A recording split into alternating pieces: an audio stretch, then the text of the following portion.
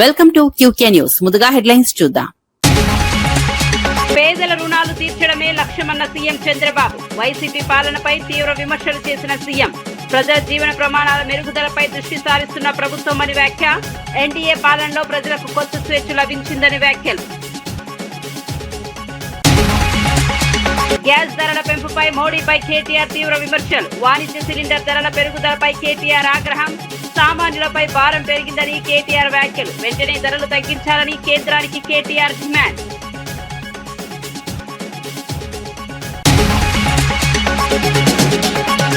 ఇంధన కొరతపై చంద్రబాబుపై జోగి రమేష్ తీవ్ర విమర్శలు. కృత్రిమ కొరత సృష్టించారంటూ ప్రభుత్వంపై ఆరోపణలు. ఇతర రాష్ట్రాల్లోని లేని సమస్య ఏపీలో ఎందుకని ప్రశ్న. సమస్య పరిష్కరించకపోతే ఆందోళనలు చేస్తామని హెచ్చరిక. టీఆర్ఎస్ పై ఘాటు వ్యాఖ్యలు చేసిన ఎమ్మెల్యే నాయిని రాజేందర్. కారు పార్టీపై తీవ్ర విమర్శలు చేసిన నాయిని. పార్టీలో అంతర్గత విభేదాలు ఉన్నాయని నాయిని ఆరోపణలు. టీఆర్ఎస్ బలహీనమైందని ప్రజలు తిరస్కరించారని వ్యాఖ్యలు.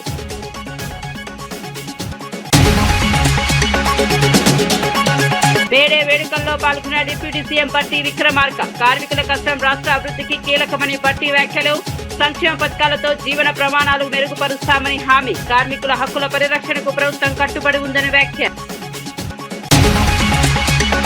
ఇక వార్త వివరాల్లోకి వెళ్తే, పేదల రుణభారం తగ్గించి రాష్ట్రాన్ని అభివృద్ధి పథంలో నడిపించడం ప్రభుత్వ ప్రధాన లక్ష్యమని సీఎం చంద్రబాబు తెలిపారు. వైసీపీ పాలనలో ప్రజలు సంతోషంగా ఉండే పరిస్థితి లేకుండా పోయిందని విమర్శించారు. రాజకీయ నాయకులు కూడా స్వేచ్ఛగా తిరగలేని పరిస్థితి నెలకొన్నదని అన్నారు.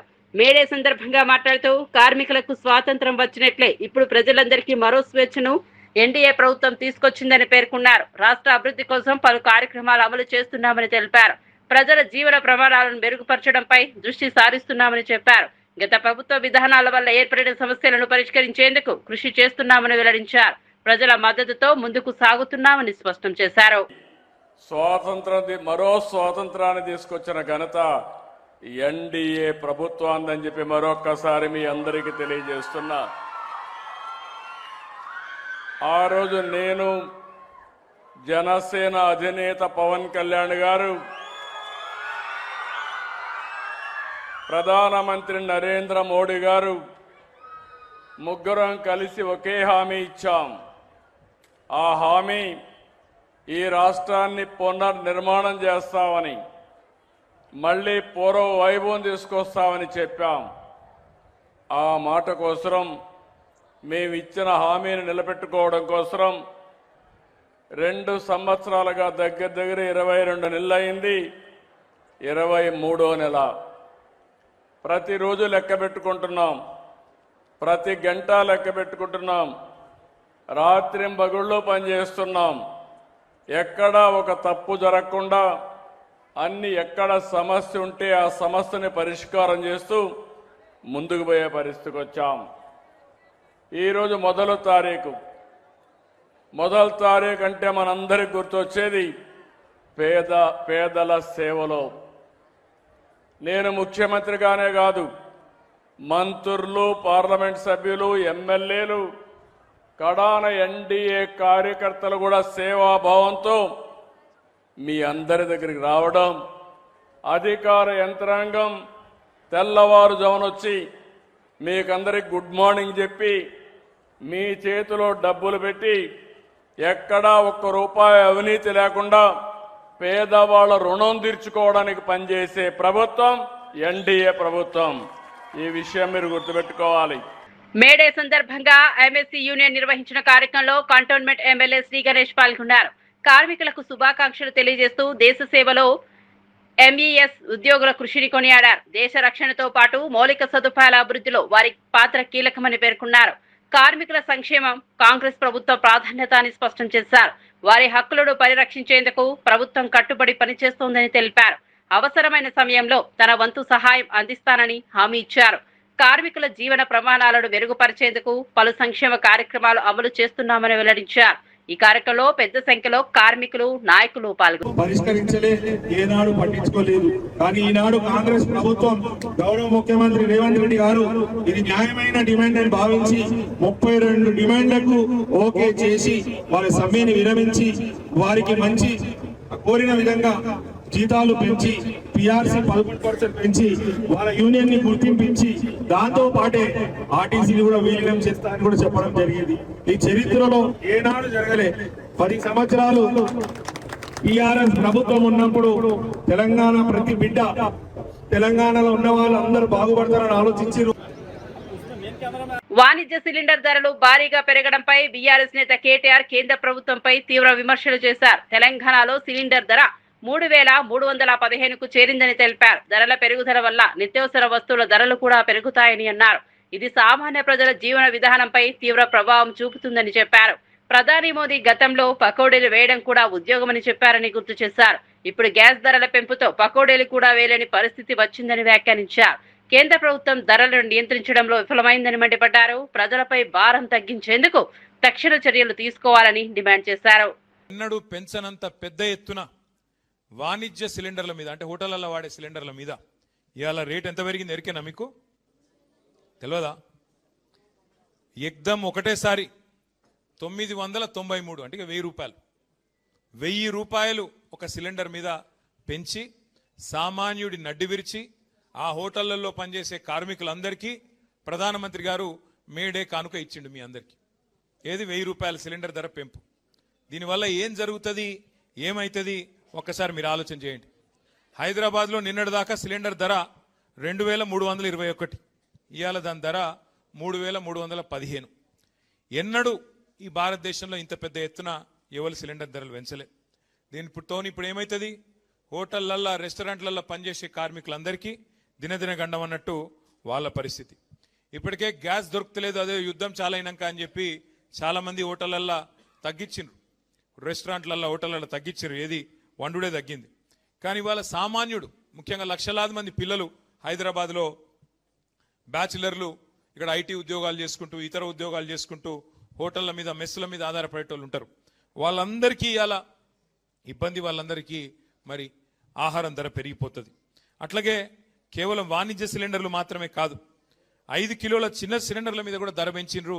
261 రూపాయలు దాని మీద కూడా పెంచిండ్రు. దాంతో ఏమవుతుంది? నిత్యావసర వస్తువులు ధరలు అవి మళ్ళీ ఒక్కసారి పెరిగిపోయే ప్రమాదం. ఇప్పటికే మీకు తెలుసు రూపాయి విలువ పాతాళానికి పోతా ఉన్నది. ఇంకో దిక్కు సిలిండర్ల ధర ఆకాశంలోకి పోతున్నది. గతంలో ఒకసారి ప్రధానమంత్రి గారు ఒక మాట అన్నారు, అయ్యా మరి 2 కోట్ల ఉద్యోగాలు ఇస్తాన్నావు కదా సంవత్సరానికి, మరి ఏవి ఉద్యోగాలు అంటే ఆ రోజు మోడీ గారు అన్న మాట ఏంటంటే పకోడీలు వేసుకుంటూ కూడా ఉద్యోగమే కదా, పకోడీలు వేసుడు బజ్జీలు వేసుకుంటూ కూడా ఉద్యోగమే కదా అని మాట్లాడిండు. కానీ అలా పకోడీలు వేసుకుందామంటే కూడా వేసుకోలేని పరిస్థితి ఈ సిలిండర్ల ధర పెంచి వాళ్ళని కూడా చావగొట్టిన ఘనత కేంద్ర ప్రభుత్వానికి దక్కుతా ఉన్నది. బస్ పాస్ గడువును 15 రోజులు పొడిగించాలని చేసిన విజ్ఞప్తికి ప్రభుత్వం సానుకూలంగా స్పందించింది. Media academy chairman Srinivas Reddy ప్రతిపాదనను రాష్ట్ర మంత్రి పొంగులేటి శ్రీనివాస్ రెడ్డి ఆమోదించారు. ప్రయాణికులు ఎదుర్కొంటున్న ఇబ్బందులను దృష్టిలో ఉంచుకొని ఈ నిర్ణయం తీసుకున్నట్లు తెలిపారు. గడువు పొడిగింపుతో విద్యార్థులు ఉద్యోగులకు ఉపశమనం కలుగుతుందని పేర్కొన్నారు.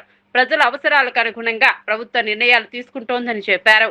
భవిష్యత్తులో కూడా ఇలాంటి సమస్యలను త్వరగా పరిష్కరిస్తామని తెలిపారు. ఈ నిర్ణయంతో ప్రయాణికులు సౌకర్యవంతంగా సేవలు పొందగలరని వెల్లడించారు.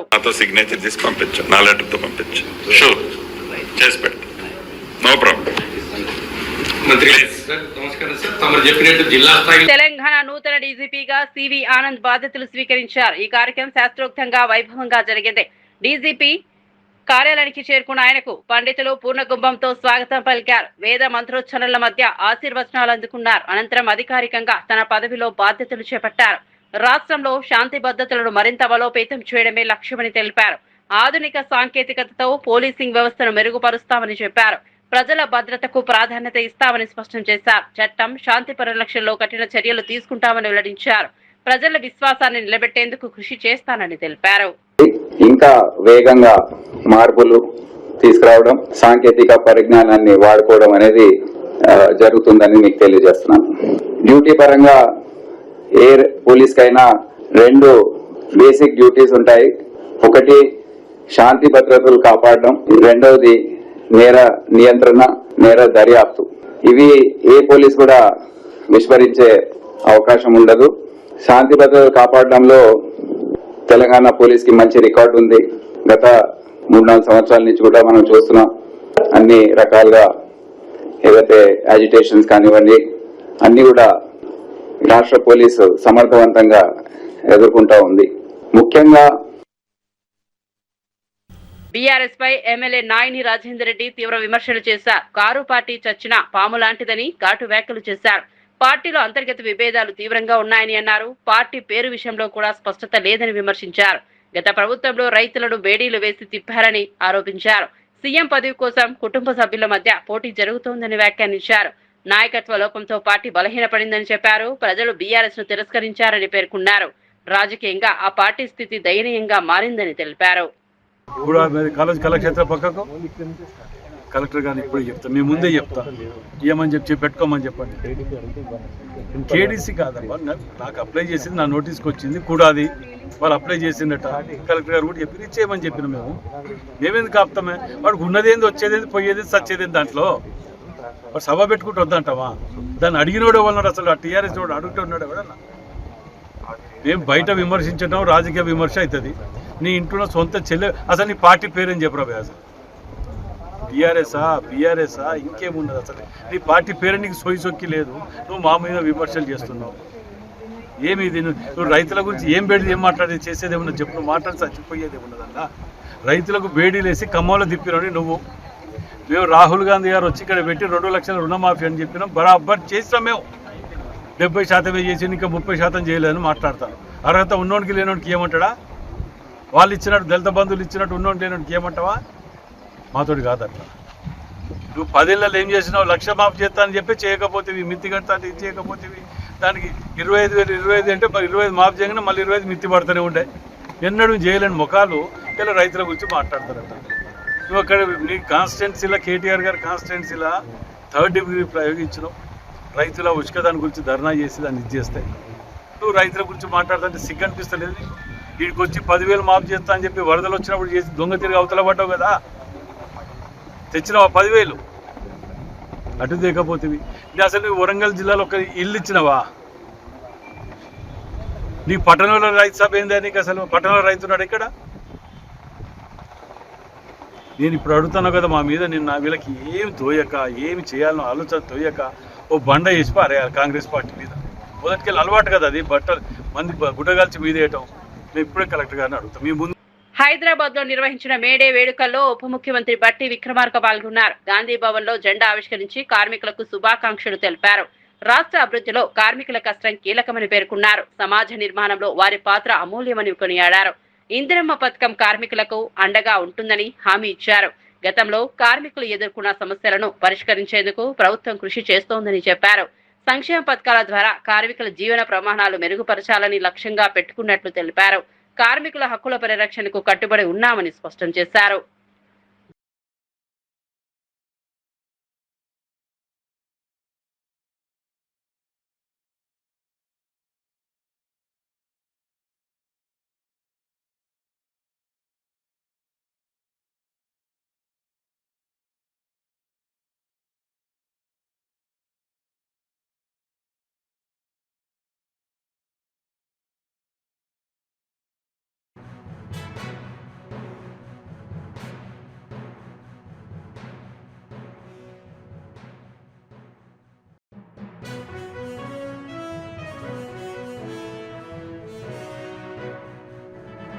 మల్కాజ్గిరి పోలీస్ కమిషనరేట్ కొత్త కమిషనర్ గా ఐపీఎస్ అధికారి సుమతి బాధ్యతలు స్వీకరించారు. మొదటి మహిళా కమిషనర్ గా నియామకం కావడం ఆనందంగా ఉందని తెలిపారు. కమిషనరేట్ కు ఉన్న మంచి పేరును అలాగే నిలబెడతారని స్పష్టం చేశారు. ప్రభుత్వ నమ్మకాన్ని నిలబెట్టుకుంటారని చెప్పారు. టెక్నాలజీ సాయంతో నాణ్యమైన పోలీసింగ్ అందిస్తామని వెల్లడించారు. ట్రాఫిక్ సమస్యలు, సైబర్ క్రైమ్ వంటి అంశాలపై ప్రత్యేక దృష్టి సారిస్తామని తెలిపారు. ప్రజలకు అవసరమైన సేవలను మెరుగుపరచడమే లక్ష్యమని పేర్కొన్నారు. పోలీస్ సిబ్బందితో కలిసి టీంగా పనిచేస్తామని చెప్పారు. కమిషనరేట్ ప్రతిష్టను మరింత పెంచేందుకు కృషి చేస్తానని హామీ ఇచ్చారు.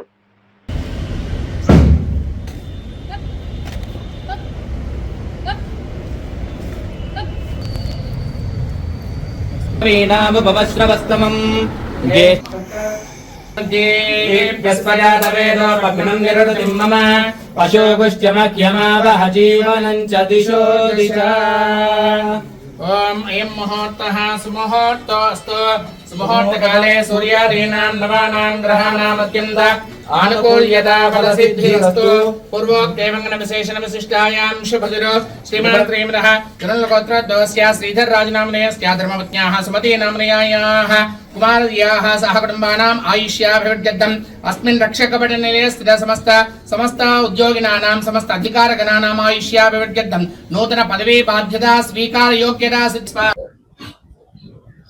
మల్కాజ్గిరి భద్రతలో ఇవే భాగాలని నేను అనుకుంటున్నాను. ఫస్ట్ భద్రత అంటే ఇప్పుడు కన్వెన్షనల్ సెన్స్ లో ఏం లేదు భద్రత అనేది.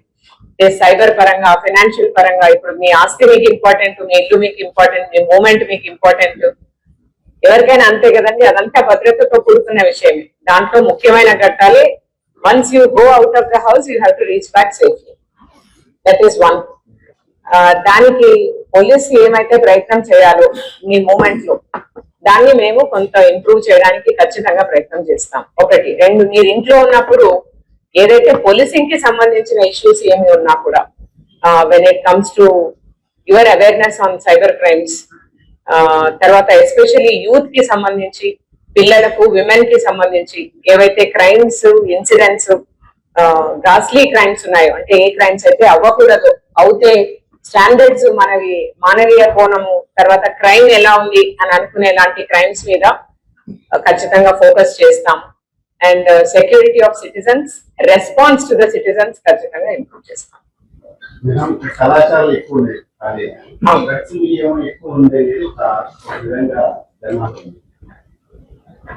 ఇది యూనివర్సల్ ఫినామినా అండి. అంటే ఒక మల్కాజ్గిరి కమిషనరేటే కాదు, కానీ మా కమిషనరేట్ లో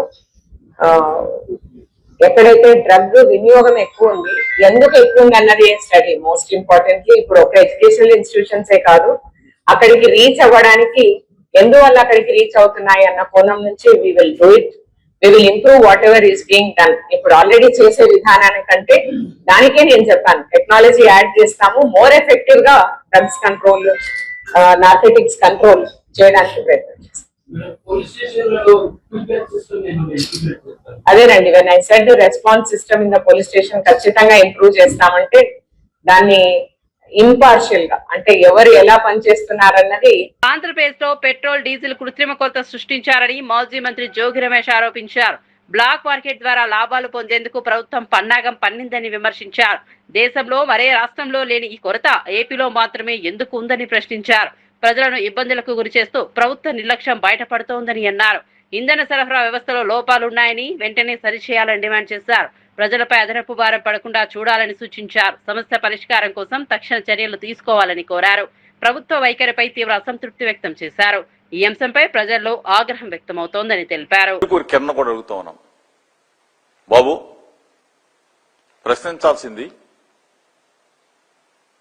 31 లక్షల ఇళ్ల స్థలాలు ఇచ్చిన వైఎస్ఆర్ కాంగ్రెస్ పార్టీని కాదు, మనసున్న గొప్ప వ్యక్తి జగన్మోహన్ రెడ్డి గారిని కాదు, 31 లక్షల మందికి అక్షరాల నీకు లెక్కలు కావాలంటే ఇస్తా. చెరుకూరి కిరణ్కి చెప్తా ఉన్నా, చంద్రబాబు నాయుడుకి చెప్తా ఉన్నా. చంద్రబాబు నాయుడు రాపిస్తేనో, చంద్రబాబు నాయుడు డైవర్షన్ చేస్తేనో నువ్వు రాశావు. మీ ఇద్దరు కూడా చెప్తా ఉన్నా, అక్షరాల 31 లక్షల మందికి ఈ రాష్ట్రంలో జగన్మోహన్ రెడ్డి గారు ముఖ్యమంత్రిగా SC, ST, BC, minority, OBC, అగ్రవర్ణ పేదలందరికీ కూడా 31 లక్షల మంది అక్క చెల్లెమ్మలకి 31 లక్షల మంది అక్క చెల్లెమ్మలంటే ఇంటికి ముగ్గురు వేసుకుంటే సుమారుగా 1 కోటి మంది జనానికి లబ్ధి చేకూర్చిన ఏకైక వ్యక్తి భారతదేశ చరిత్రలో. 29 రాష్ట్రాలుంటే ఏకైక ముఖ్యమంత్రి జగన్మోహన్ రెడ్డి గారు అని చెప్పేసి గుండెల మీద చేసుకుని 1 కోటి మంది జనం చెప్తా ఉన్నారు. అంటే 2 సంవత్సరాల్లో 1 సెంటు భూమి అయినా సరే, 1 సెంటు భూమి ఎక్కడైనా ఏ గ్రామంలో అయినా ఈ ప్రభుత్వం చంద్రబాబు నాయుడు ముఖ్యమంత్రి అయిన తర్వాత ఇప్పుడు ఇచ్చారని అడుగుతా ఉన్నా. 1 ఇల్లు కట్టెల గురించి చెప్తారు. నంద్యాల వేదికగా మాజీ మంత్రి అంబటి రాంబాబు అమరావతి నిర్మాణంపై తీవ్ర విమర్శలు చేశారు. చంద్రబాబు, లోకేష్ ఈ జన్మలో అమరావతి పూర్తి చేయలేరని వ్యాఖ్యానించారు. రాష్ట్ర ప్రజల సొమ్మును దోచుకోవడానికే ఈ ప్రాజెక్టును ఉపయోగిస్తున్నారని ఆరోపించారు. 2 లక్షల కోట్ల ప్రతిపాదనలతో ఇప్పటికే 75,000 కోట్లు ఖర్చు చేశారని తెలిపారు. కాంట్రాక్టర్లకు లాభాలు చేకూర్చడమే లక్ష్యంగా పనిచేస్తున్నారని అన్నారు. ప్రభుత్వం ప్రజలకు సమాధానం చెప్పాలని డిమాండ్ చేశారు. అమరావతి పేరుతో అవినీతి జరుగుతోందని విమర్శించారు. ప్రజల డబ్బు వృధా కాకుండా చర్యలు తీసుకోవాలని సూచించారు. ఆ అమరావతి అనేది పూర్తి అయ్యేటటువంటి అంశం కాదు. ఎందుకంటే కారణం చంద్రబాబు నాయుడు అంత పెద్ద ఎత్తున అమరావతిని నిర్మించాలని ఎత్తుకోవటమే దీనికి ప్రధానమైన కారణం. చాలా దుర్మార్గమైన డెసిషన్స్ చంద్రబాబు నాయుడు గారు తీసుకోవటం వల్లే అమరావతి పూర్తయ్యే పరిస్థితి లేకపోగా అమరావతి అనేది నిత్యం మనని దోచుకునే విధంగా ప్రవర్తించే విధంగా చేస్తుంది. ఖజానాకు బొక్కలు పడే విధంగా చేస్తుంది. ఇప్పటికే 75,000 కోట్ల రూపాయలు అక్కడ ఖర్చు పెడుతున్నారు. ఇప్పుడు ఆల్రెడీ టెండర్లు ఇచ్చి మొత్తం 2 లక్షల కోట్లు ఇవ్వాలంచనాల ప్రకారం. మరి రాను ఎంత పెరుగుతుందో తెలియదు మనకి. ఈ విధంగా అమరావతి పేరుతో దోచుకునేటటువంటి కార్యక్రమం చేస్తున్నటువంటి చంద్రబాబు నాయుడు గారు ఇప్పటికైనా ఆలోచించండి. ప్రజలు మిమ్మల్ని క్షమించరు. మీరు ఇస్తున్నటువంటి ఈ తప్పుడు జీవోల గురించి లేదా మీరు చేస్తున్నటువంటి ఈ తప్పుడు విధానాల గురించి ప్రజలు చాలా తీవ్రమైన వ్యతిరేకతతో ఉన్నారనే విషయాన్ని మీరు గమనించి పునరాలోచించుకోవడం మంచిదని మాత్రం ఈ సందర్భంగా చెప్పవచ్చు. ధోని ఎమ్మెల్యే పార్థసారథికి వైసీపీ కార్యకర్త సోషల్ మీడియా ద్వారా బహిరంగంగా బెదిరింపులు చేయడం కలకలం రేపింది. మాజీ ఎమ్మెల్యే సాయి ప్రసాద్ రెడ్డి అనుచరులు రెచ్చిపోయి తీవ్ర వ్యాఖ్యలు చేశారు. చావడానికైనా చంపడానికైనా సిద్ధమని చెప్పడం తీవ్ర ఆందోళనకు దారితీసింది. మిమ్మల్ని ఎవరు కాపాడతారంటూ సవాల్ విసిరారు. మా జోలికి వస్తే తట్టుకోలేరని హెచ్చరించారు. ఈ ఘటనపై కూటమి నేతలు తీవ్ర ఆగ్రహం వ్యక్తం చేస్తున్నారు. ఎమ్మెల్యే భద్రతపై ఆందోళనలు వ్యక్తమవుతున్నాయి. ఈ బెదిరింపుల వెనుక ఎవరి ప్రోత్సాహం ఉందనే కోణంలో చర్చ జరుగుతోంది. రైతుల దగ్గర నుంచి మా భూమిని సేకరించినారు. తక్కువ డబ్బులిచ్చి వాళ్ళ దగ్గర అగ్రిమెంట్లు చేసుకొని ప్రభుత్వానికి ఎక్కువ డబ్బుతో అమ్మి సుమారుగా 24 కోట్ల రూపాయలు ప్రభుత్వ డబ్బుల్ని 65 మంది రైతులకేస్తే దాంట్లో కేవలం రైతులకు ఇచ్చినది 8 కోట్లు మాత్రమే. 15 కోట్ల రూపాయలు వీళ్ళు సాయి ప్రసాద్ రెడ్డి ఆయన కుటుంబ సభ్యులు అనుచరులు కొట్టేశారు. అంతేకాదు సాయి ప్రసాద్ రెడ్డి కుటుంబం కూడా కాంట్రాక్టర్ అవతారం ఎత్తి వీళ్లే 5,000 ఇళ్లు కట్టిస్తామని చెప్పి నమ్మబలికి పెద్ద ఎత్తున పేద 5,000 మంది దగ్గర నుంచి మీరు కట్టుకుంటే లేట్ అవుతుంది, మేమే కట్టిస్తామని చెప్పి ప్రభుత్వ వీళ్ళ పేరు మీద ప్రత్యేకమైన అకౌంట్లు ఓపెన్ చేయించి పేద మహిళల పేరు మీద డ్వాక్రా సంఘాల్లో మహిళా పొదుపు సంఘాల్లో 30,000 రూపాయల నుంచి 60,000 రూపాయలు అప్పు చేయించి ఆ డబ్బులన్నీ బ్యాంకులో వేసి ఆ బ్యాంకులో నుంచి వీళ్ళు కాంట్రాక్టర్లుగా తీసుకొని మొత్తాన్ని మీరు చూసారా ఈ 5,000 ఇళ్లలో సుమారుగా 4,000 ఇళ్ళు పూర్తయినాయని చెప్తా ఉన్నారు. మీకు అది కూడా చూపిస్తాను పూర్తయిన ఇల్లు ఎలా ఉంటుందని. ఇలా దారుణానికి ఒడికట్టారు. 5,000 మంది ఉసురు పోసుకున్నారు. టీపీసీసీ అధ్యక్షుడు మహేష్ కుమార్ గౌడ్ బీఆర్ఎస్ పై తీవ్ర విమర్శలు చేశారు. కార్మిక దినోత్సవం సందర్భంగా మాట్లాడుతూ 10 ఏళ్లలో రాష్ట్రాన్ని తెచ్చుకున్న బీఆర్ఎస్ నాయకులు ఇప్పుడు రైతు సభల పేరుతో డ్రామాలు చేస్తున్నారని అన్నారు. తమ ఉనికిని కాపాడుకోవడానికి ప్రయత్నాలు చేస్తున్నారని తెలిపారు. ప్రజలు ఇక వారికి మద్దతు ఇవ్వడం లేదని స్పష్టం చేశారు. సీఎం రేవంత్ రెడ్డి నేతృత్వంలోని ప్రభుత్వం సంక్షేమ పథకాలు, అభివృద్ధి కార్యక్రమాలతో ప్రజల విశ్వాసం గెలుచుకుందని చెప్పారు. కార్మికుల సంక్షేమానికి ప్రభుత్వం కట్టుబడి పనిచేస్తోందని తెలిపారు. ప్రజా ప్రభుత్వం పనితీరుపై ప్రజలు సంతృప్తిగా ఉన్నారని పేర్కొన్నారు. తన ఉనికిని చాటుకునే ప్రయత్నం చేస్తా ఉంది.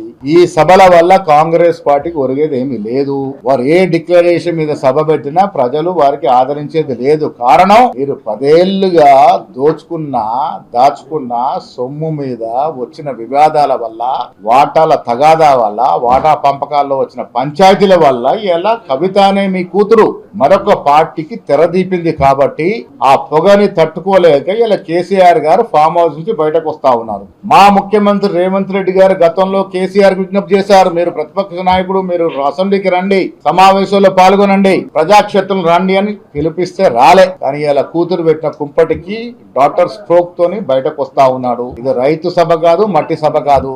రైతుల్ని ఉద్దేశించి చేసే సభ అంతకన్నా కాదు. రైతు సంక్షేమం అంటే కాంగ్రెస్ పార్టీ. ఇలా మీరు 10 ఏళ్లుగా ఇచ్చిన రుణమాఫీ 15,000 కోట్లు దాటలే. 10 ఏళ్లు మేము వచ్చిన 11 మాసాల్లోనే ఇచ్చిన రుణమాఫీ 23,000 కోట్లు ఒకేసారి ఇచ్చినాం. అది కాంగ్రెస్ పార్టీ కమిట్మెంట్. రైతు భరోసా ఇస్తా ఉంటే ఆయన పేరుతో ఇస్తున్నాం అని చెప్తున్నారు. నిరంతర ప్రక్రియ సాగుతుంది. మీరు 10 ఏళ్లలో ఇచ్చిన ఉద్యోగాల సంఖ్య 10,000, 50,000 దాటలే.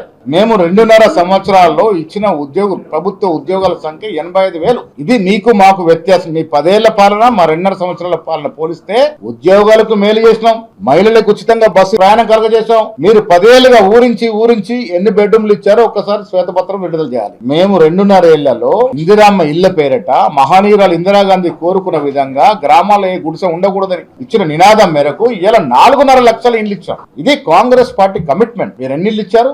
అందరిని కూడా ఊయలు ఊరేగించి ఇల్లు ఇవ్వకుండా ఫామ్ హౌస్ కి ఫలాన్ని చిత్తగించారు.